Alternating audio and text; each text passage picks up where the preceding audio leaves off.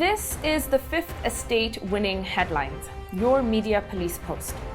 In this segment, we summarize some of the headlines that you may have missed this morning, but we also take a look at the political pieces that we call cartoons in this country. Today is the 15th of January 2021, and I am 2J. I'm Tom. And I am GK. In case you missed the headlines, here they are. In the Daily Nation, the cash bombshell. In the Standard, CJ Maraga's bombshell. And in the Star, we have signs Raila will run for president in 2022. Let us begin with the second bombshell, Maraga's. And is it a bombshell? It is not a bombshell, I can guarantee. And I think I'm just going to start with good riddance. I think Maraga has been trying to do the rounds to let everybody know that he's leaving so that we can miss him, I suppose. The bombshells that he attempts to give us are that, given a chance, I would have done it all again. I do not regret the decision that we took. He talks about how we have over 1 billion shillings worth of judgments against the government. None of this has been paid. Under my tenure, we stopped stealing under the judiciary. I think we've said it many times. This man is a stickler for rules. But when we're talking about the judiciary, where you have to talk about the rule of law, but also the spirit of the law, there needs to be a balance that is maintained. And I think that this man, focused too much on being a stickler for the rules, that he didn't see that there's a country at stake. We can't talk about losing 1 trillion shillings over 123 days, 1 billion shillings every hour, and say that, given the chance, I would do it all again. So as we welcome the new CJ, whoever that may be, let us remind them of the functions of the judiciary, to interpret and apply the law, not to ask for S-Class, Mercedes-Benz, to take cameras when they go to make vote. their vote. I think... This Maraga for you, and we said it here again, he's a judge who behaves like a village magistrate with a job in Nairobi as a CJ. We've said it here before. Yeah. But I want to ask you guys some questions. Who in this world, during a presidential election petition, travels all the way to Lithuania, gets busted and flies right back? But also, a day before the election, David Maraga convened the Supreme Court judges to give a ruling on whether the Supreme Court should stop the election of October 26th. Yeah. Basically, point is this. I have never seen anyone calling cameras and media to come take pictures of them while they are voting, knowing very well 2 weeks later they're going to adjudicate on a presidential election petition. And you read mischief on the Lithuania trip, right? Absolutely. This man, I think, should be court-martialed for trying to do a civilian coup on Uhuru Kenyatta, not once, but twice. Yeah. Trying to dissolve parliament, he knew exactly what he was doing. And by the time he's saying yesterday that Uhuru Kenyatta should be impeached, it means he had it, he was thinking about it all right through from the beginning. Tenure. So, and I think this man should be showed no mercy. Now he's retired and everything.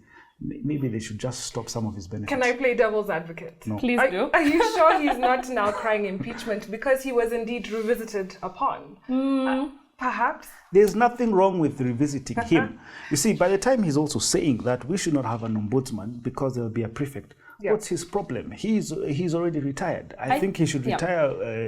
He should retire peacefully. I think if we were to just do basic psychoanalysis on the guy, on the former Chief Justice, I think we would recognize that this is a man who requires attention, right? Yes. I think he wants to be seen as a star. He entered this job saying, I want to leave. I think, GK, you were saying this earlier. He wants to leave with a legacy. Yeah. He wants to say, I did all that I could, and Kenya, thank me. Yeah. I did it for you. Yeah. But no one's thanking him yet. Well, we have a 3-part criteria that we will use to break down these headlines. We'll ask ourselves, is it topical or speculative? Is it repetitive or groundbreaking? And is it thoughtful or just plain lazy? Yeah. I don't think this is groundbreaking. There was no bombshell. Yeah, although it is topical because the interview happened yesterday. But I think we should toss it just for... Yes.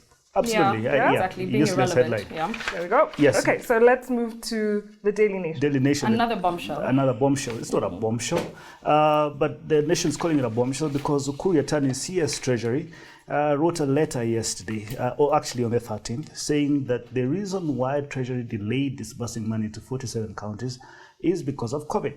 Now, Treasury has disbursed 133 billion shillings to 47 counties, and the Nation says the Treasury is 2 months late in disbursing these monies. And I say, I mean, look, we are not the only ones having a crisis. Yeah. And our economy has contracted, as largely anticipated. And Yatani blamed COVID. And we're not the only ones. Yeah. Globally, this happened. Globally, it's happened. And I want to give you guys some examples. Yes. South Africa, for example, its GDP has contracted by 6%. Nigeria's GDP has contracted by 3%. All right. Now, the World Bank says that Kenya's economy in 2021 will grow by 6%. Yeah. It will be the fastest growing economy in Africa. Right. Now, I want to ask these people, what is so special about Kenya? If the global economy is contracting, right, because of COVID, it means we are not alone in this situation. So why is it a bombshell and it's not a bombshell for others? Yeah. No, because it's a shell, Can I not also, a bomb. Yeah, can I also take this in another direction? I see county governments complaining that they're having to sort of make private arrangements to pay for certain things. Yeah. Devolution is intended for you to do just that. Yes. National government was there, but it's not your, be all and end all. The idea is that you're supposed to run as independent, Be self-sufficient. economic units, Precisely. raise taxes. The other thing I want to say is the payment of our national debt. There's been this whole conversation about extending the limit. Yeah. Is payment of national debt is the responsibility of everybody, Yes. not just national government. So Yeah. everybody needs to take their part, increase their tax bases, spur businesses, and do all that. Yeah. Yes. On a lighter note, Yeah. we must give Uhuru Kenyatta credit. Yeah. He has made Kenya or has kept Kenya credit worthy. Yes. Which means you can still go on and borrow money In the financial repeatedly markets. In the financial markets. On a lighter note, Yeah. Herbert Hoover once told us, Yeah. "Blessed are the young, for they shall inherit the national debt." Amen. So you're not alone. You're not alone. Yes. You know what, GK, and that's a beautiful point. And I keep telling you, Britain in 1915 Yeah. to 1919, This is what you're about to say was one of the best things you said in 2020. Now go ahead. Thank you. You know, British national debt, 1915 was 650 million sterling pounds. Yeah. 1919, when they went to war, they borrowed to go to war. The debt went to 7.4 billion sterling pounds. Yeah. Now, if you translate that to current inflation rate, that's about 40 billion sterling pounds, Yeah. which is our current national debt. Right? Do you know when Britain paid off that national debt? Tell us. 2015. Wow. Thank you. Now, fantastic. How many years is that? That is 105 years. I mean, over 100 years ago. Yeah. But now, because Africans don't like to read, Yeah. and the nation editors and writers don't like to think, this is the kind of stuff they give to people to consume every day, and that's why you keep hearing loan, debt, Denny, and kind of narratives every day. But also, what's a bomb without a shell? Yeah. Lastly, we have the Star. I'll be quick. There are apparently signs that Raila will run for president in 2022. Really? Yeah. Who would have thought? Who would have thought? But hey guys, actually, now that it's in the Star, Yeah. I start to doubt myself. Yeah. Will he be on the ballot? Yeah. Will he be on the ballot? Anyway, he says, and these are the signs that have been outlined. Yeah. Apparently, he has been roaming all over. He plans to go to the backyard of Mount Kenya. Yeah. He says, I will climb the mountain. Yeah. Matiba taught me how to climb. So that is Yeah. the way forward for this man. Knowing who owns the Star, Yeah. allegedly, Yeah. I think that this headline is quite misleading. Yeah. I think that if you throw a headline, signs Raila will run for president in 2022, and you throw it into central Kenya, you make people scared. So I think whoever did this for a reason. See, nothing wrong. We have no room for a Kikuyu candidate, Yeah. for a Kalenjin candidate. Yeah. But lawyers, Kambas, anyone else, Yeah. please feel free to apply. But listen, the Raila bloc is strong. He has 44% as a bloc. Yeah. So he must leverage that or give it hopefully to somebody else maybe. I don't Absolutely. know. And by the way, if Raila Odinga has 44% of the bloc Yeah. since 2007, Yeah. and 2007 got 44%, 2013 he got 44% of the Consistency. national vote, Yeah. 2017 he got 44% of the vote. It means he only got 6%. He only needs 6% to cross the 50% plus one threshold. threshold. Okay, guys. That 6% is only 950,000 votes. What does it mean? It means Uhuru Kenyatta can get My good about panel. 900,000 900,000 Mokorinos to vote for him to cross over. All right. Yes. Okay, guys, my good panel. Yes. Who are we giving a winning headline? Is there a winning headline? No, I think that we should toss them all. There were 2 alleged bombshells, none of which came to fruition, and I don't think these are signs that Raila will run. Okay, on to the political pieces that we call cartoons in this country, where we also have a 3-part criteria. We ask ourselves, is it humorous or dry? Is it satirical or pessimistic? And is it effective or just plain lazy? Can we begin with the Daily Nation? Yes, Iga Museveni decides. This is a drawing, a caricature of Yoweri Kaguta Museveni in a relay, passing the baton to himself against the race with, what's his name, Bobby Wine? Bobby Wine. Yes, I think that's a rubbish cartoon. Yeah, I think it's a fantastic cartoon. But it's funny. Everybody knows Museveni will be the winner, so what is he telling us? But there's an attempt. Okay, you've completely ruined the narrative. Yes, all right. Toss it. In the Standard, Gado has given us a caricature of Museveni with his signature hat that has the horns.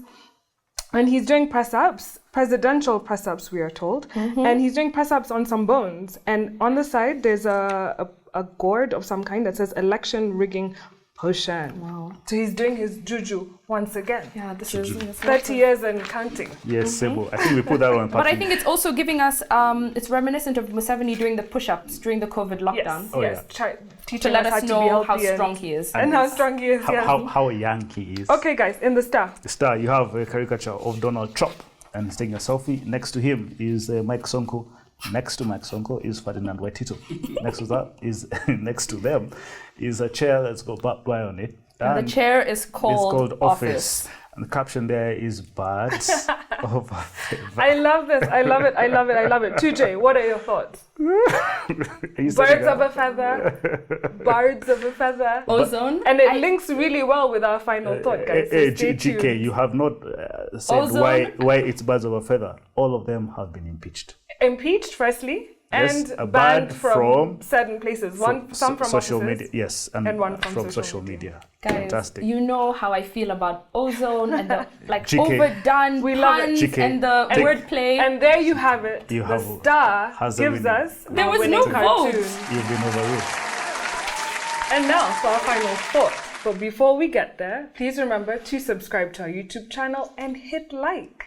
Oh. and hit like. And now, final thought. It is inspired by a book entitled "We Need New Stories: Challenging the Toxic Myths Behind Our Age of Discontent." May I give a summary? By Nesreen Malik. May I give a summary? Yeah. I was too overzealous there. Go ahead. Okay, thank you. So this book systematically unpicks the myths that are spread in order to preserve the status quo around the world. And she identifies journalists and politicians as the key narrative weavers. She shows how stories that deal in these sort of universally understood ideas are much more enticing for consumers and how they are made to be so. And how these stories become easy for politicians to deploy to explain dire socioeconomic conditions that, in fact, their own government and political allies are responsible for creating. So on Monday, we began with the myth of political correctness crisis. And here we saw how the political correctness has served as a get-out-of-free-jail card for those who hold intolerant views, but they don't want to be held accountable for them. We learnt about frequency scrambling, where conversations are distorted to divert attention from genuine grievances to false ones. We explored grievance creation and how politicians will use this at will, and we localized it to our Kenyan context with the conversation on tribe. On Tuesday, we looked at the myth of the reliable narrator. And here we saw how a reliable narrator is one who is accurate and impartial. Accountability has, in recent times, become absent. We see how narrators can become easily vilified if they defy the status quo. And here we see how Professor Mutanguni, when he released his Tyranny of Numbers in 2013, because he defied the status quo, was eventually proven to be right. But before that happened, he was vilified. We also learnt about the mea culpas of the Iraq War and the inability of media to separate themselves from the powers that be. We concluded that indeed the world needs new, reliable storytellers. On Wednesday, we looked at the myth of virtuous origin. We saw how the editing of our national histories has been a necessity. It is a myth of history. We saw that the biggest failure of many nations is the failure to self-reflect. The myth of virtuous origin means the editing of national heroes and events, the shameless whitewashing of colonialism and slavery, which has been integral in the belief that there has always been something inherently noble about Anglo-Americans and European pursuits. How annoying. On Thursday, the myth of damaging identity politics. And here we had an interesting debate, how the world has been organized around racial hierarchy. And she noted an alarming trend, the downplaying of crimes committed in the name of white supremacy. And again, we localized this to the Kenyan context. We looked at ethnic mobilization in our politics, and we explored whether in reality we can run away from the phenomenon of tribe. And we recognize that humans inherently are tribal creatures. If it won't be ethnicity, it will always be about something else. And today is Friday, and we're looking at the myth of free speech. Yes, the third chapter in the book. For those of you who end up buying it, you'll realize that we left out one chapter, the myth of gender equality. So I'd encourage you to go and read about this in this Kenya of ours. But anyway, the myth of the free speech crisis. So just a quick definition. Freedom of speech is a principle that supports the freedom of an individual or community to articulate their opinions and ideas without the fear of retaliation, censorship, or legal sanction. And so the idea behind it is simply that one can just express their views and opinions without fear of reproach. But there is a fine line between freedom of expression and harassment or discrimination, or the freedom after that expression. And so generally speaking, freedom of expression comes with some restrictions. And if I can use our own constitution in Kenya as an example, Article 33 underlines our freedom of expression in Kenya. Section 1 says, every person has the right to freedom of expression. But Section 2 also outlines that the right to freedom of expression does not extend to some limitations. For example, propaganda of war, incitement of violence, hate speech, or advocacy of hatred. But I think that when we look at freedom of speech, a lot of it has changed, and mainly that is because of the internet or social media. So on one hand, social media has made expression easier. Speech has never been easier to make or less intermediated. Anyone with internet access can create a profile, write, tweet, blog, Facebook, whatever, with no vetting and even very little technological skill. My grandmother can open up Twitter and say whatever she wants to say. And a lot of this has been going on with abuse, and a lot of it is unpunished. But on the other hand, you have this perception that free speech is under assault. A lot of people say that they can't say what they want to say freely without being abused. I think we can point to Trump very easily as an example of that. But Malik says that this is the myth of free speech, and that the purpose is not to secure a freedom of speech. That is, the right to express what you feel.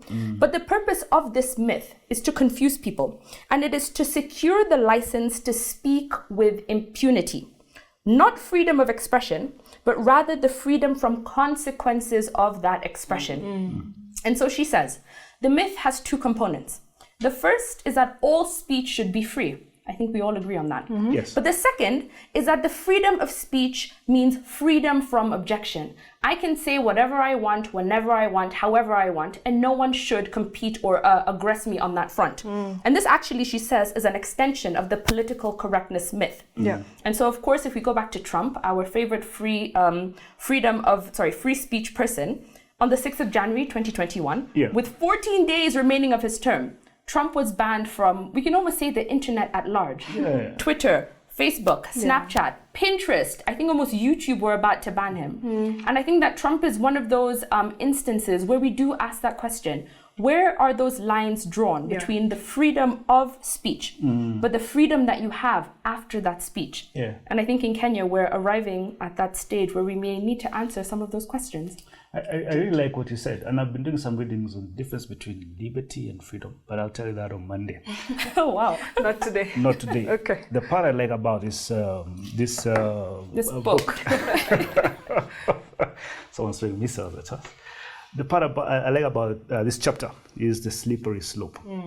And this is how she defines it. Yeah. She says the logic of the slippery slope is a tool that the freedom of speech myth deploys to either end the argument or divert attention away from the inconvenient distinctions and nuances that conflate freedom of speech.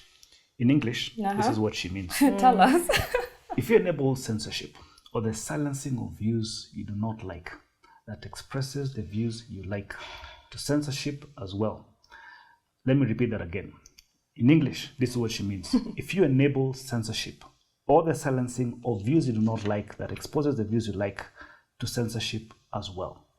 You will be next. University of Amsterdam academic called Magdalena Josiak summarizes the slippery slope argument as today this speech restriction, tomorrow the Inquisition. And she gives a good example. All right. The 1965 Race Relations Act introduced Britain's first legal ban on the incitement of racial hatred. Among the first people convicted under its provisions was a Black Power activist, Michael X. But the conviction of Michael X was not because it's not because he made anti-racist statements. It was because he advocated for the immediate killing of any white man seen laying hands on a black woman. Wow. The meaning of this is this. Inasmuch as the law was made to protect black people from racially motivated physical and verbal attacks in England, the law applied both ways. Black activist or not, X committed a crime. Now, this brings me to my point. The 40 versus 2 narrative has angered country. William RUTO has told us that he will not tolerate the narrative of two communities leading country. And he has also told us that he is the only one with the narrative we can talk about, the Hasna narrative. Yeah. That only bodabodas, mamambogas, watu wa mjengo are the only ones allowed to have a voice. And anyone having a contrary opinion is an enemy of progress. And we say, okay, sawa. Then let's assume this. 6 months from now, those same bodabodas start a class war. People from Kibera, Mathare, Kawangware, Mukuru break into your house in Runda, Kileleshwa, Muthaiga, Karen, Athi River, Kitusuru, or even Roaka, or Buruburu, or Donholm in the middle of the night and force you to surrender your home and tell you that now we are in charge. Isn't that a slippery slope? Who will be responsible for that for that carnage? Point is this. Listen to every narrative out there. Don't be dictated to on who you should listen to and why hustlers matter. In the end, when push comes to shove, it's not RUTO who suffers, it is you. No, I knew RUTO had to join. Always, always. Obvious. Thanks for that. So I will wrap up with this. All ideas, good or bad, should be heard. So I may not agree with Twitter when they have banned Trump. And the reason I say that is what she talks about, the marketplace of ideas. The idea is that we still have choice architects who sort of manipulate what comes to the surface. Yeah. So even when we think we have free speech, it has been manipulated, it has been coordinated, and that's what ends up on your TV screens and in your newspapers. Yeah. And so the marketplace ideas theory, just like the invisible hand type, when you look at a marketplace or the economy, we don't live in a perfect economy. We don't live in perfect competition. You don't always know what is out there. But the idea that she tells us is that, there's a lot of rigging going on. So when things arrive at your table, just know that it reflects power, and there's a power game going on to that extent. I will end on this. Actually, and she says that it's a failure of curation. The fact that there only some ideas are rising to the top. Maybe the left is taking a hold in America versus the right had for the last few years. Maybe that's what's happening now. So I'll end with this. On a day where we had no winning headlines and no winning cartoon from the Star, I want to leave you with this. Proclaim the truth and do not be silent through fear. The problem with today's world is that everyone believes they have the right to express their opinion and others have to listen to it. The correct statement, though, should be that everyone has the right to an opinion, but crucially, that opinion can be roundly ignored and even made fun of, particularly if it is demonstrably nonsense. Stupid. Read Karen. So please, Remember to subscribe to our YouTube channel. Yes, but also find us on TV. We're on GoTV, Thank You to Air, and Star Times. Have a lovely week.